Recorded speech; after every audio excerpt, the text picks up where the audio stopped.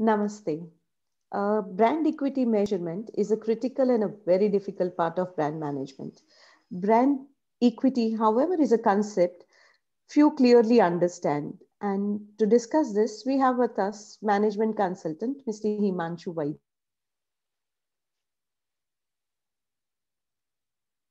Namaste.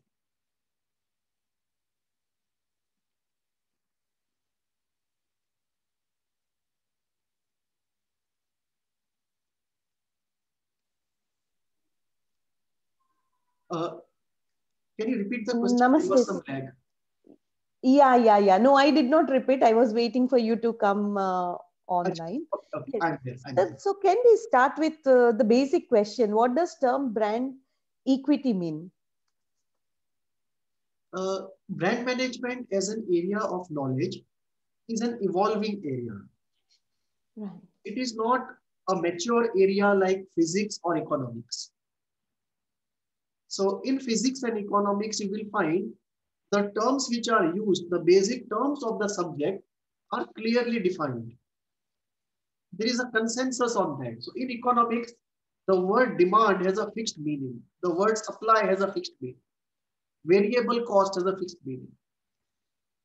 In brand management, because it's an evolving discipline, the words have yet to acquire a consensus meaning which is stable.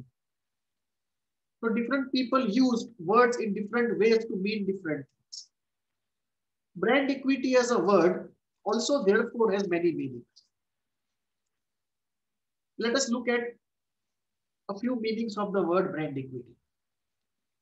One, brand equity to some means popularity in the market. They use the word in a way, this brand has very good equity in the market, meaning it's a very popular brand in the market. Two, some people use brand equity to denote trust. So they say this brand has very good equity, meaning people trust this brand. Three, some people use it to mean dominance in the market. So they say this brand has good equity, meaning it's a dominant brand in the market. And four, the scientific and academic meaning of the word brand equity is that what is the monetary value of the brand if you were to sell it off today? So academically and research-wise, scientifically speaking, brand equity means it is the monetary worth of the brand. That if you were to sell off the brand today, how much money would you get out of that sale? That is the brand equity. And naturally, you will be able to sell a brand considering what are the profits the brand is giving you today and what are the profits it's going to likely to give in future. Because any valuation of the brand will be based essentially on these two factors, the present profits and the future profits. So this is how the word brand equity is variously understood. And scientifically speaking, it is the monetary value of the brand.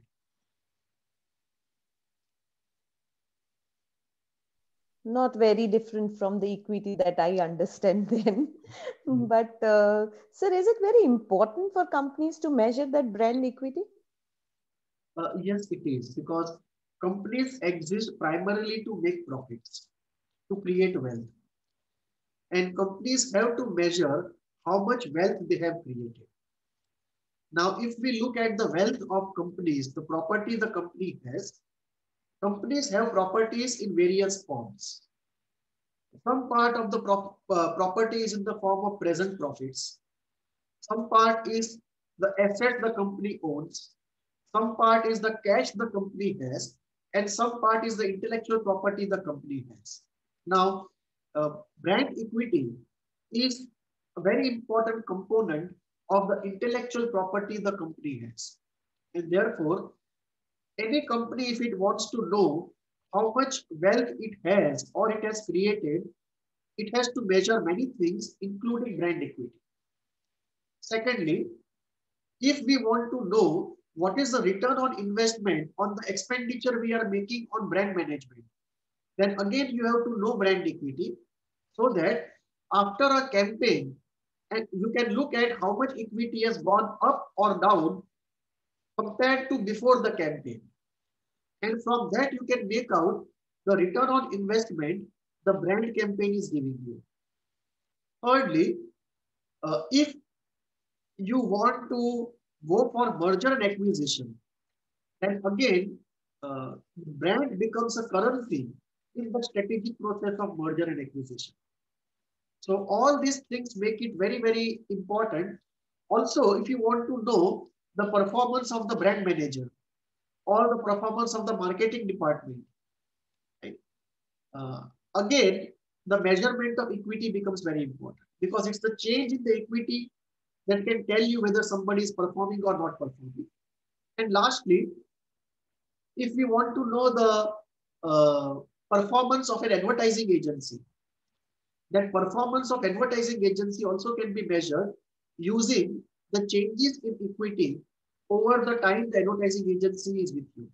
So for all these factors, it is necessary to measure brand equity. But measurement of brand equity is a complicated process and few people understand it.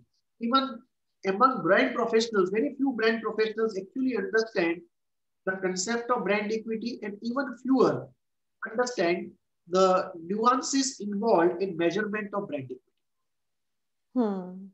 Right. So, sir, what are the various approaches of measuring brand equity? There are 5 main approaches.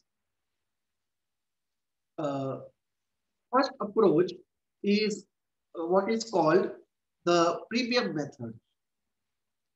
Premium method means if you sell a brand at 10 rupees, and suppose you remove the brand name and you try to sell the same product without the brand name, suppose it sells at 8 rupees, which means the brand is adding value of 2 rupees. So 2 rupees is the premium the brand adds to the value of the product or the price of the product. And this is what is measured in the premium method. That how much premium the brand is adding to the product. That if you remove the brand name, at what price can you sell? And if you add the brand name, how much increase of price can you sustain in the market? So this is the first method called the premium method.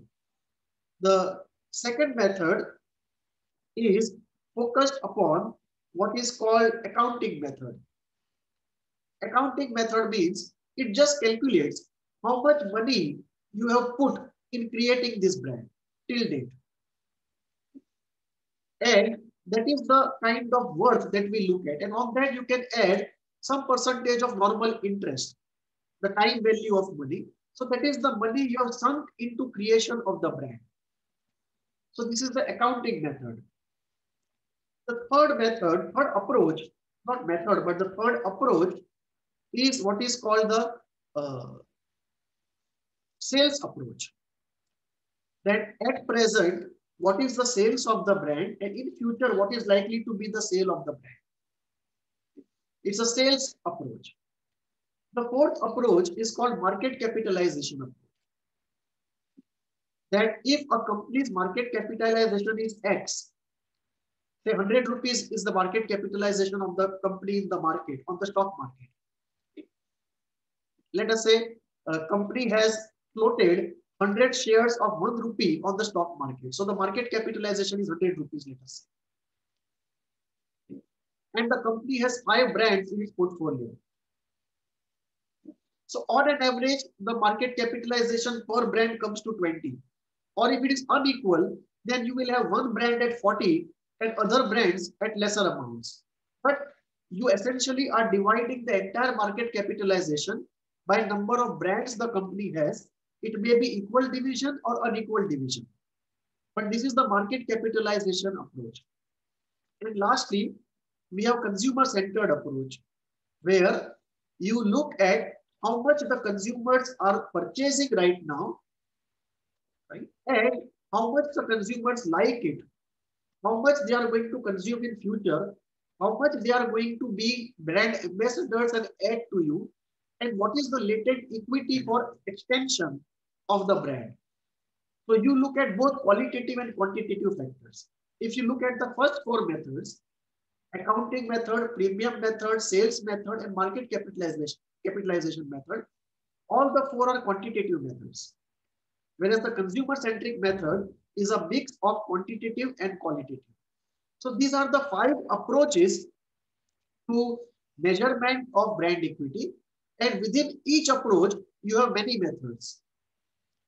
So if you look at the market today, there are agencies which specialize only in measurement of brand equity because it's a very complex thing. So it's called brand valuation. So this is a specialty area of brand management called brand valuation. And in brand valuation area, this is a very important element of measurement of brand equity. And if you look at present, there are almost 25 to 35 different models for measuring brand equity. And every good consulting firm or research firm in this area of brand management has their own method, which they keep it largely as a secret. So this is how broadly brand equity measurement happens. And my personal favorite is to use the consumer brand adoption process for measurement of brand equity. Okay, right. And of course, this is your favorite. Which are the widely used? And is there a combination of more than one? I'm sure it must be a combination of more than one approach. So, Yes, yeah, yeah. We use combination of more than one. Like if you ask me, which is the best method, right? If you ask me which is the best method, I would say there is no method which is the best method because every method has severe limitations and therefore every method has occasion of use as well as limitations. And therefore combinations may have to be used. For example, if you want to know how well advertising agency is performing or how well the brand management department is performing, then the premium method is a very good method. If you want to know how consumers are interpreting your brand in qualitative terms, then consumer-centric method is very good. If you want to show on the books of accounts and you don't want anybody to question you, then accounting method is a very safe method. If you want to go for strategic merger and acquisition, then market capitalization method is a very good method because it will generally give a much higher figure of brand equity compared to the accounting method or the premium method. So the figures will be different. If you calculate equity using method X and method Y, it will be different. So when you go for merger and acquisition, the market capitalization method is better because it will give you a much higher valuation compared to accounting method or the premium method. So it all depends upon what is the context where you want to use this particular method. So there is no one method which is good method, but we use a combination of methods for different purposes. And if we look into it, generally, regardless of which method you have to make certain assumptions because brand equity generically will always have two components, the present profit and the future profit. And with regard to the future profit, there is no way we can estimate future profit without making an estimation. It's going to involve some degree of probability. Nobody can know future for certain. So there is going to be some guesswork involved. The only thing we can do is to refine the criteria of estimates. The more refined and rigorous and reliable the criteria of future profits are, more accurate will be the brand equity assessment.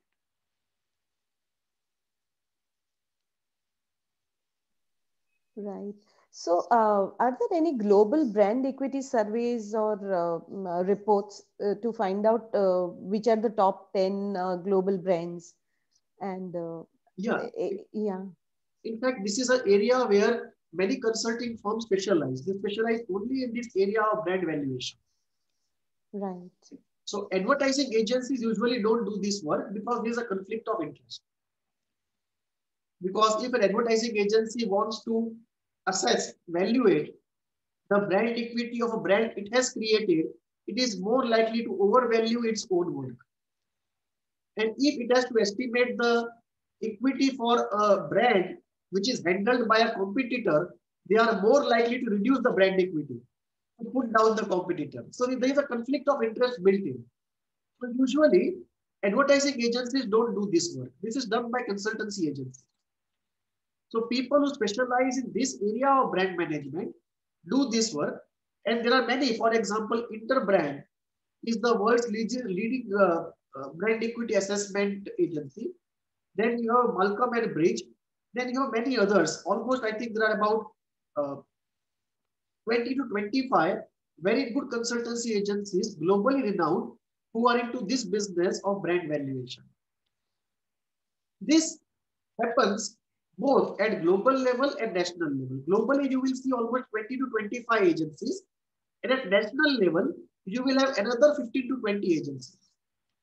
So if you look at Indian condition, at national level, you will have both pink newspapers. If it's Business Standard or Economic Times or Financial Express, usually they will publish a brand equity survey every year at least once. So every pink newspaper will have its own list of top 10. And they will use some method. The method will not be the same, but they will use some method. Some will go more on trust, some will go more on product quality, some will put more emphasis on intangible value and so on. But every economic newspaper and every economic magazine at least publishes once a year this brand equity assessment table of top 10 brands in the country at national level. At global level, larger firms like Interbrand, they publish a global survey of what is the monetary equivalent of this brand and which are the top 10 and so on. Important point is they will tell you the assessment, the valuation, they will tell you the broad approach, but they will not give you the details of how they measure it. That is a trade secret. So this is one of the things, and this is very close because some people have also tried to use a similar method in case of competitiveness of countries. There is something called Global Competitiveness Index, where countries are measured on competitiveness.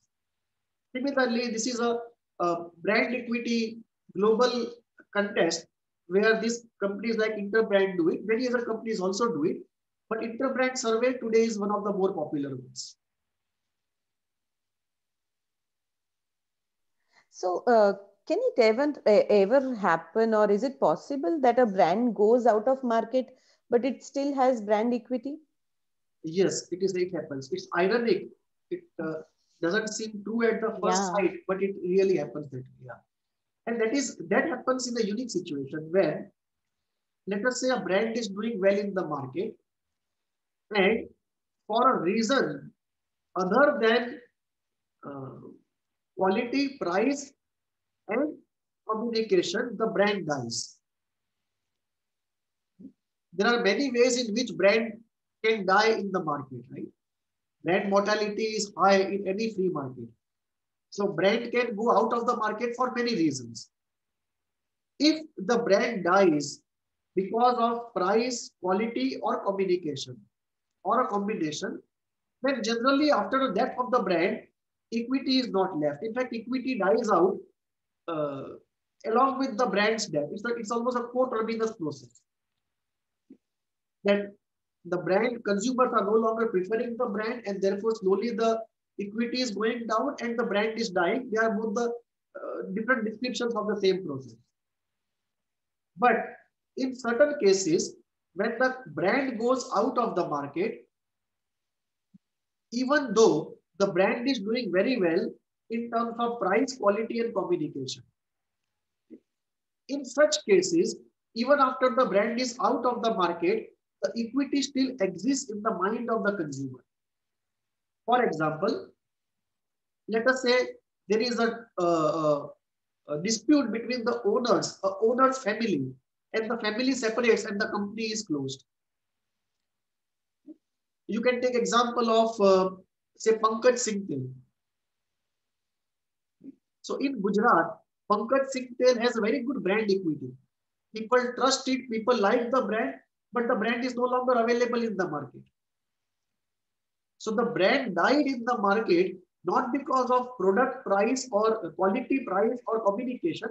It went out of the market because of some other reason.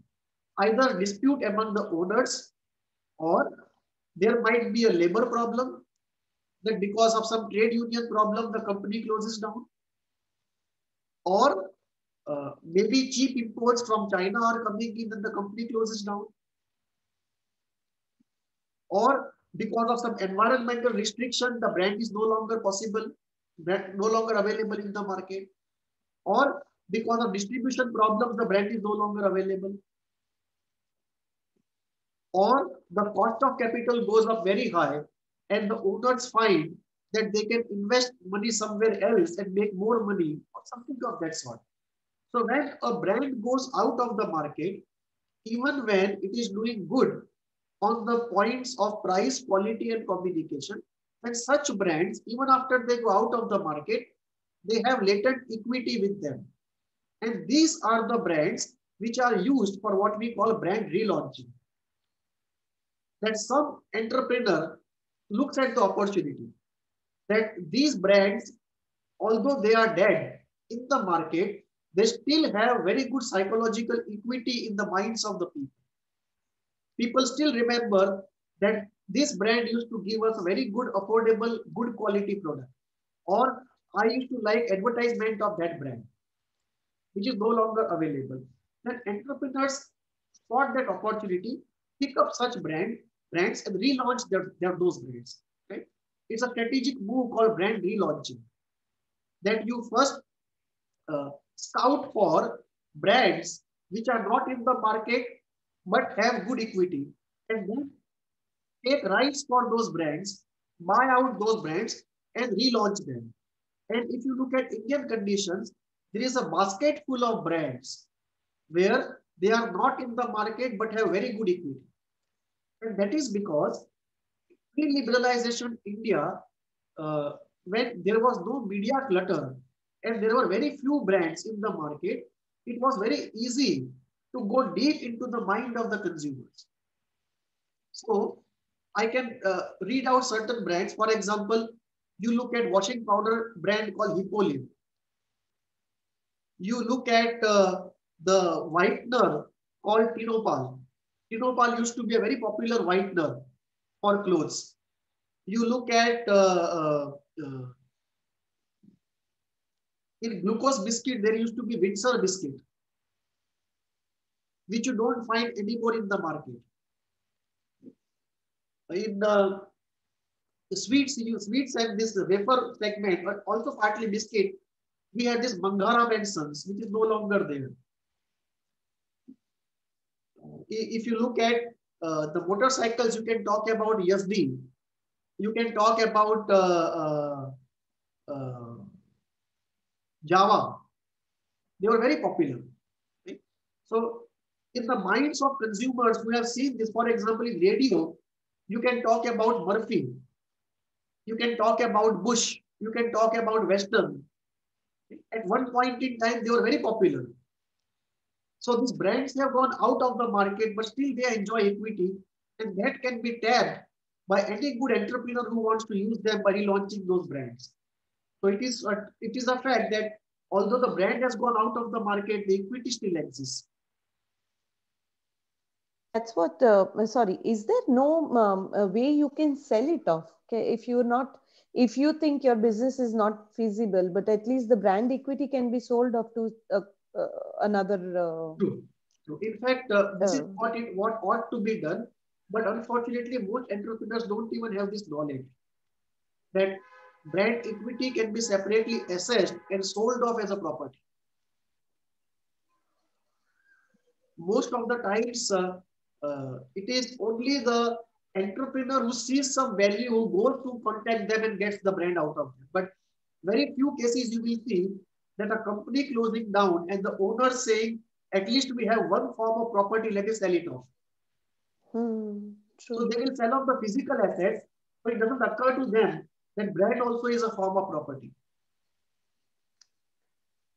Something which is not seen, out of sight, is not in their mind. Bad entrepreneurs, sir. True, true. Because the whole idea of intellectual property is very foreign to most family entrepreneurs. Right. Yes, that is, I guess, the shortfall. Right. So, how do you see this brand equity evolve in coming future? I think it is a area where already there is a lot of excitement because everyone wants to have the right method to evaluate a brand. My feeling is that we need some consensus whereby an online method is used by companies to evaluate the performance of advertising agencies, of media houses, and so on. So that using some common consensus method, we can have a more reliable estimate of how each of these players in the whole area are performing. So what I think is we need some consensus first on the meaning of the word brand equity, two, a minimum consensus on what are the components of it, and three, an online universal transparent open platform so that on an ongoing basis, equity of all the brands can be measured. At least the consumer brands, which are spending huge amounts on creating brand equity. And this, I think, will give us a very good comparable insight into the way we are managing it and the competitors are managing it. And that will benefit everyone because everyone will have clear targets and clear variables of performance on what performance variables to focus upon. Second, I think the psychological aspect, the non-quantitative aspect of brand equity needs to be further elaborated because there are too many words and too many constructs used by many different people. So we need to narrow it down to a few consensus terms and then add to them over a period of time as we gain more insight. And lastly, uh, I think it has to be taken not only in the commercial area, but also in the non-profit area. Because many non-profit organizations are helping using a common brand low-income communities. And they also need a low-cost method of somehow calculating the brand equity that they are trying to manage. So these are some of the minimum things I think we'll have to set or maybe address as we go forward. The unfortunate part is people are not ready to come together. There's too much of competition and too much of non-cooperation and too much of vested interest to keep this situation going as it is.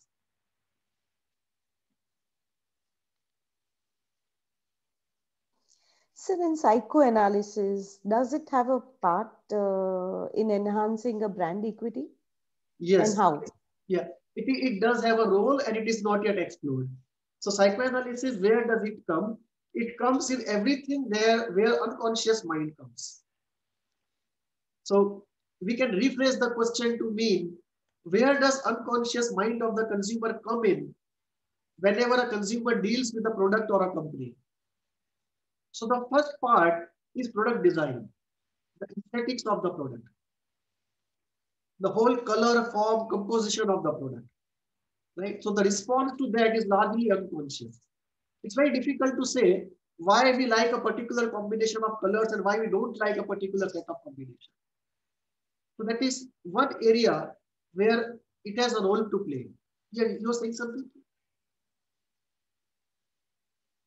No. Okay. So product aesthetics is one area and that also helps to build brand equity. So product aesthetics is one area. The retail experience is second area. Especially like, for example, lifestyle products. If you go to a mall, you are standing 5 feet away from the mall. It's a different experience, and 5 feet inside the mall is a very different experience. Okay? And if the whole experience is unconscious, we don't know why the change has happened. Okay? We have a very strong desire to go inside the mall and experience that pleasant feeling of being inside the mall. So if we put a question, what is this pleasant feeling constituted of? It's a typical psychoanalytic question, right? It's the question in the unconscious mind. It's not a conscious process at all, right? So retail experience is another important component where psychoanalysis can come in. And then we have communication. The response to advertisements also is largely unconscious. It's a rapid fire process. It's too fast for the conscious mind really to think and respond. And nobody has the time, energy, or interest in consciously thinking about advertisements. So it's a largely unconscious process. So this response to communication, why you like a particular model, why you like a particular tagline, why you like particular copy or aesthetics, these are all issues of unconscious mind. So in all these areas, psychoanalysis can be used to know better how the mind operates and thereby enhance the return on investment at every level.